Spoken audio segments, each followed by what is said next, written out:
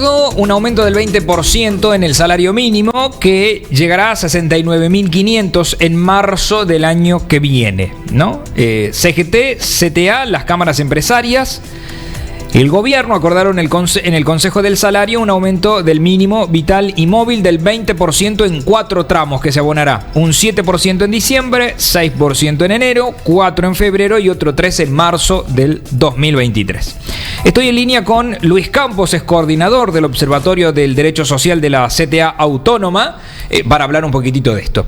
Hola Luis, ¿cómo estás? Muy pero muy buenos días. Nicolás te está saludando. Hola Nicolás, ¿qué tal? ¿Cómo estás todos? Gracias por atendernos. ¿Han quedado conforme con este número? No, definitivamente no. La CTA Autónoma ayer votó en contra del acuerdo mayoritario que se firmó en el Consejo del Salario.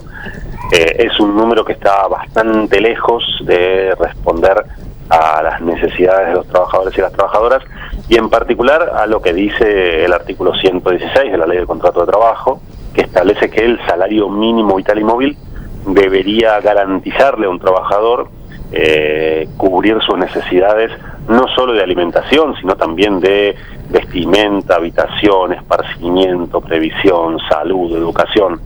Todo esto lo dice la ley, y 69.500 pesos a marzo del año que viene es un monto que definitivamente va a estar muy lejos de cumplir lo que el salario mínimo vital y móvil debería cumplir, que es básicamente eso, cubrir las necesidades mínimas de un trabajador. Por eso la CTA Autónoma ayer votó en contra. Si vamos a cubrir los servicios debería estar arriba de los 120, entonces, ¿no? Bueno, de hecho la canasta básica al mes de noviembre de este año para un grupo familiar de 4 personas está en torno a los 140.000 pesos. De vuelta, esto es un número general, obviamente hay diferencias a nivel regional, pero lo cierto es que, bueno, si estamos hablando de una canasta básica de 140.000 pesos en noviembre de este año, pensar en menos de 70.000 pesos para dentro de 6 meses es algo que, de vuelta, está muy lejos de cumplir con la función legal que tiene el salario mínimo vital y móvil, pero además lo que hace es convalidar un retroceso que se viene registrando ya en los últimos años, muy fuerte en términos reales. Para que se den una idea, entre 2015 y 2019 el salario mínimo vital y móvil había perdido un 27%, es decir, un cuarto de su valor en términos reales en solo 4 años, y entre 2019 y 2022, es decir, en los últimos 3 años, perdió casi un 10% más. Entonces, no solo no cumple en términos absolutos con la función de garantizar el acceso a esos bienes y servicios mínimos, sino que además convalida un retroceso de mediano plazo que lamentablemente ya hace que el salario mínimo vital y móvil haya perdido más de un tercio de su valor en términos reales en los últimos 7 años. ¿Por qué crees que no se mueve? O sea, que hubo resistencia para subirlo aún más. ¿El gobierno lo frena con el tema de evitar que siga la escalada de la inflación? ¿Crees que viene por ese lado? Bueno, hay 2 motivos, les diría, fundamentales. Por un lado, efectivamente se intenta utilizar el salario mínimo vital y móvil, y esto viene sucediendo ya hace mucho tiempo, como una especie de ancla de referencia a la baja para los niveles de indexación de la economía, que es un problema real, es un problema serio. Nuestra economía está funcionando en un régimen de alta inflación, y esto es un problema que trasciende incluso el ámbito de las relaciones laborales, es un problema macroeconómico de primer orden. Entonces, hay un intento de utilizar esta señal del salario mínimo vital y móvil como una especie de moderación para el resto de los actores económicos. Y la segunda cuestión tiene que ver con el impacto directo que tiene el salario mínimo vital y móvil en algunas prestaciones que hacen al gasto público, fundamentalmente a las personas que perciben el salario social complementario, fundamentalmente los trabajadores y trabajadoras comprendidos en el plan Potenciar Trabajo, que cobran la mitad del salario mínimo vital y móvil a través del salario social complementario, claro, que son fondos que provienen del Estado Nacional. Entonces también ahí había una preocupación de parte del Estado Nacional para ir ajustando paulatinamente el monto de dinero que se utiliza para esos fines. Recordemos, hace poco tiempo se conoció que no se van a dar nuevas altas en el plan Potenciar Trabajo, y ahora con este ajuste del salario mínimo vital y móvil por debajo de la inflación, lo que van haciendo también es recortando su precio en términos reales. Es decir, hay un ajuste tanto por cantidad de programas como por el monto de las prestaciones que va perdiendo de a poco con la inflación. Me parece que esos dos son los grandes, digo, si querés, las dos grandes razones que explican el por qué ayer lamentablemente se volvió a perder una oportunidad de darle al salario mínimo vital y móvil la función que debería tener.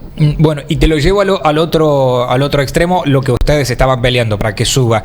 ¿Quién se vería beneficiado, más allá de, por ejemplo, potenciar trabajo, que suba el salario mínimo en la República Argentina? Ya, como te decía, de manera directa afecta a todas las personas que perciben el salario social complementario. Sí. También impacta en la paritaria nacional docente, porque el salario mínimo docente por ley es un 20% superior al salario mínimo vital y móvil. También impacta en los jubilados y jubiladas que perciben la mínima y que tienen 30 años de aportes, que también tienen una garantía mínima ligada al monto del salario mínimo vital y móvil. También impacta mucho de manera indirecta, pero es un impacto real, en trabajadores y trabajadoras que están registrados pero que no tienen la garantía del salario mínimo vital y móvil. Fundamentalmente dos grupos que son de los trabajadores y trabajadoras que tienen los menores niveles de ingreso en el país, que son trabajadoras de casas particulares y trabajadores y trabajadoras municipales, que lamentablemente, y no me pregunten por qué, porque no le encuentro razón, la ley no les otorga la cobertura del salario mínimo vital y móvil, pero en sus paritarias miran de reojo el monto del salario mínimo vital y móvil. Por ejemplo, Casas Particulares mañana tiene una reunión donde se va a discutir el nuevo salario para el sector, y aún a pesar de que no se les aplique la garantía del salario mínimo vital y móvil, es una paritaria donde se mira de reojo qué pasó en el Consejo del Salario y se intenta no quedar por debajo del monto que se fue negociando allí. Lo mismo con municipales. No se les aplica el salario mínimo vital y móvil, pero en las discusiones que tienen los sindicatos del sector con las municipalidades en los distintos lugares del país, sobre todo en aquellos lugares donde tienen los niveles salariales más bajos, el salario mínimo vital y móvil es un punto de referencia. Entonces, ahí hay como algunos sectores donde impacta de manera directa, otros donde impacta de manera indirecta, y que lamentablemente, de vuelta, este incremento que se cerró ayer en el Consejo del Salario, que por ejemplo este año va a estar por debajo del 94%, contra una inflación que va a estar más cerca del 100%, es decir, va a perder casi 6 puntos respecto de la inflación en el 2022, y recién habría una recomposición en los primeros meses del año, pero muy atada a lo que pase con la inflación. La última que te hago, Luis, vos ya diste a conocer tu posición, la posición de ustedes en contra de esto. ¿Quién decide en la Argentina? ¿Quiénes son las patas que deciden el salario mínimo vital y móvil? El Consejo del Salario, que es el órgano que institucionalmente tiene la facultad de fijar el salario mínimo vital y móvil, está conformado por 32 representantes, 16 por la parte empleadora, 16 por la parte trabajadora. Dentro de la representación de los trabajadores, 14 miembros son de la CGT, un miembro de la CTA de los trabajadores y un miembro de la CTA autónoma, que fue el único miembro, en este caso Hugo Cachorro Godoy, que es el secretario general de la CTA autónoma, que ayer votó en contra. Pero bueno, básicamente la votación salió 31-1. Bueno, todos los demás acompañaron entonces. Todos los demás acompañaron, sí.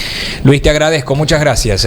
Por favor, un placer estar con ustedes. Luis Campos, coordinador del Observatorio del Derecho Social de la CTA Autónoma. Clarísimo cómo lo explicó, ¿no? Para entender qué es el salario mínimo vital y móvil y cómo impacta. Por ejemplo, si subía más, el gobierno tenía que aumentar en potenciar trabajo. Si subía más el mínimo vital y móvil, por ejemplo, el salario docente, el mínimo del salario docente tiene que estar sí o sí 20% por encima del mínimo vital y móvil.